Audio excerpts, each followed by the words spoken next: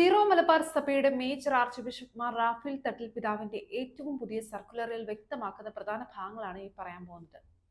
Zero Malabar സഭയുടെ 32ാമത് സിനഡിന്റെ 3ാം സമ്മേളനം 2024 August 19 മുതൽ 31 വരെ സഭയുടെ ആസ്ഥാന കാര്യാലയമായ മൗണ്ട് സെന്റ് തോമസിൽ നടന്നു. പ്രതിസന്ധികൾക്കിടയിലും ദൈവപരിപാലനയുടെ അതിശയകരമായ നടത്തിപ്പ് അനുഭവിച്ചറിയാനുള്ള അവസരമായാണ് സിനഡ് സമ്മേളനം അനുഭവപ്പെട്ടത്. സഭയെയും സമൂഹത്തെയും ബാധിക്കുന്ന നിരവധി കാര്യങ്ങൾ സിനഡ് പിതാക്കന്മാരുടെ പരിചിന്തനത്തിന് വിധേയമായി. വയനാട്ടിലും വിലങ്ങാടും സംഭവിച്ച സമാനതകളില്ലാത്ത പ്രകൃതി ദുരന്തത്തിൽ മരണമടഞ്ഞവരെ സിനഡ് പ്രാർത്ഥനാപൂർവ്വം അനുസ്മരിച്ചു.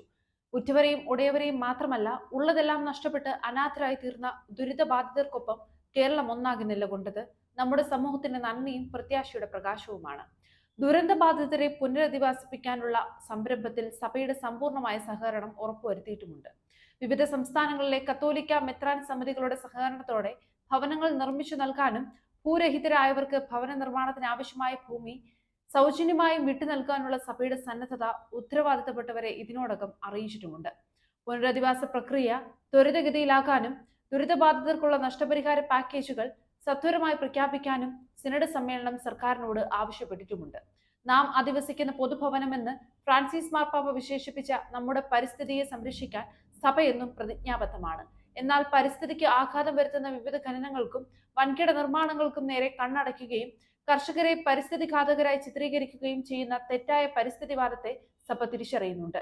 പ്രകൃതി ദുരന്തങ്ങളുടെ മറവിൽ കർഷക ദ്രോഹപരമായ നടപടികൾ ആരംഭിക്കാൻ സർക്കാരിന്റെ ഭാഗത്തു നിന്നുണ്ടാകുന്ന നീക്കങ്ങൾ അപലപനീയമാണ്. പരിസ്ഥിതി ലോല പ്രദേശങ്ങളായി കേരളത്തിലെ 131 വില്ലേജുകൾ ഉൾപ്പെടുത്തിക്കൊണ്ട് കേന്ദ്ര സർക്കാർ പുറത്തിറക്കിയ വിജ്ഞാപനം മലയോര കർഷകരിൽ ഏറെ ആശങ്ക ഉളവാക്കുന്നുണ്ട്. ആയുസ് മുഴുവൻ അധ്വാനിച്ചുണ്ടാക്കിയ സ്വന്തം കൃഷിഭൂമി മൂല്യരഹിതമായി തീരുന്ന ദയനീയമായ സാഹചര്യമാണ് ഈ വിജ്ഞാപനം വഴി കർഷകർക്കുണ്ടായിരിക്കുന്നത്. ആഗോള താപനം വഴിയുള്ള അതിവർഷം തുടങ്ങി പ്രകൃതി ദുരന്തങ്ങളുടെ യഥാർത്ഥ കാരണം വിശദീകരിക്കുന്ന ശാസ്ത്രീയ പഠനങ്ങളെ നിരാകരിച്ചുകൊണ്ട് കർഷകരെ ബലിയാടാക്കാനുള്ള നീക്കം പ്രതിഷേധാർഹവും തിരുത്തപ്പെടേണ്ടതുമാണ്. ഇക്കാര്യത്തിൽ കർഷകരുടെ ആശങ്ക അകറ്റാനുള്ള വ്യക്തമായ ഇടപെടൽ സർക്കാരിന്റെ ഭാഗത്തു നിന്നുണ്ടാവണം. സീറോ മലബാർ സഭയുടെ 5ാമത് മേജർ ആർക്കി എപ്പിസ്കോപ്പൽ അസംബ്ലിക്ക് ഓഗസ്റ്റ് 22 മുതൽ 25 വരെ പാലാ രൂപതയിലെ അൽഫോൻസിൻ പാസ്റ്ററൽ ഇൻസ്റ്റിറ്റ്യൂട്ടും സെന്റ് തോമസ് കോളേജും സംയുക്തമായാണ് ആതിഥേയത്വം വഹിച്ചത്.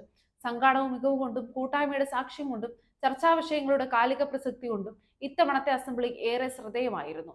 വിശ്വാസ പരിശീലനത്തിലെ നൂതന ആഭിമുഖ്യങ്ങൾ, മിഷൻ പ്രവർത്തനങ്ങളിലെ അൽമായരുടെ പങ്കാളിത്തം, സീറോ മലബാർ സമുദായ ശാക്തീകരണം എന്നീ വിഷയങ്ങളെ ആധാരമാക്കിയുള്ള പഠനങ്ങളും പരിചിന്തനങ്ങളുമാണ് അസംബ്ലിയിൽ പ്രധാനമായും നടന്നത്. സീറോ മലബാർ സഭയിലെ മെത്രാന്മാരും വൈദികരും സമർപ്പിതരും അൽമായരും ഉൾപ്പെടുന്ന 348 അംഗങ്ങളാണ് അസംബ്ലിയിൽ പങ്കെടുത്തത്. സഭയുടെ മുന്നോട്ടുള്ള പ്രയാണത്തിന്റെ ഗതി നിർണ്ണയിക്കാൻ സഹായകരമായ ശ്രദ്ധേയമായ തീരുമാനങ്ങളും കർമ്മ പദ്ധതികളും അസംബ്ലിയിൽ രൂപീകരിച്ചിട്ടുള്ളത് പിന്നീട് അറിയിക്കുമെന്നാണ് അറിയാൻ കഴിഞ്ഞത്. മുല്ലപ്പെരിയാർ ഡാമിന്റെ കാലപ്പഴക്കം മൂലമുള്ള ദുർബലാവസ്ഥ കേരളത്തിന്റെ 1/3 ഭാഗത്തിന് നാശം വരുത്താൻ പര്യാപ്തമായ ഭീഷണിയായി വളർന്നിട്ടുണ്ട്. തമിഴ്നാടിന് വെള്ളം, കേരളത്തിന് സുരക്ഷിതത്വം എന്ന നിലപാടിൽ ഉറച്ചു നിന്നുകൊണ്ട് ജനങ്ങളുടെ ആശങ്ക അകറ്റാനുള്ള സത്വര നടപടികൾ സർക്കാരിന്റെ ഭാഗത്തു നിന്നുണ്ടാകണമെന്ന് സഭാ അസംബ്ലി സർക്കാരിനോട് ആവശ്യപ്പെട്ടു. ന്യൂനപക്ഷമായ ക്രൈസ്തവരുടെ പിന്നോക്കാവസ്ഥ പഠിക്കാൻ നിയോഗിക്കപ്പെട്ട ജസ്റ്റിസ് JB കോശി കമ്മീഷന്റെ റിപ്പോർട്ട് പ്രസിദ്ധീകരിക്കാനോ നിർദ്ദേശങ്ങൾ നടപ്പിലാക്കാനോ സർക്കാർ നാളിതുവരെ യാതൊന്നും ചെയ്തിട്ടില്ല എന്ന സത്യം ക്രൈസ്തവ സമൂഹത്തെ ഏറെ വേദനിപ്പിക്കുന്നുണ്ട്. ഇക്കാര്യത്തിൽ സുതാര്യവും നീതിപൂർവകവുമായ ഇടപെടൽ സർക്കാരിന്റെ ഭാഗത്തു നിന്നുണ്ടാകണമെന്നാണ് സഭാ അസംബ്ലി ആവശ്യപ്പെടുന്നത്.